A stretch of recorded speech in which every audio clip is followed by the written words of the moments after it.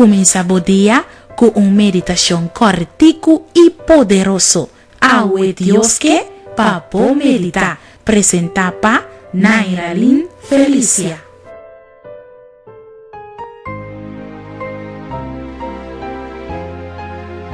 El título de nuestra meditación para hoy está Escucha su propósito.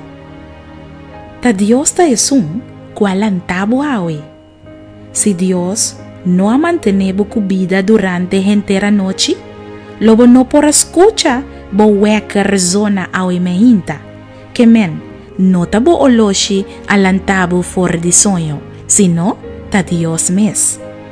Hoy Dios que para meditar, riba Isaías 50, versículo 4. Señor Dios, adunami un lenga que aguardo siya, para mi compa sostener que palabra es un cutacansa. Etas pierta mi mainta tras mainta. Etas pierta mi orea para tende manera un cutaguardo siya. Apreciado Rumán.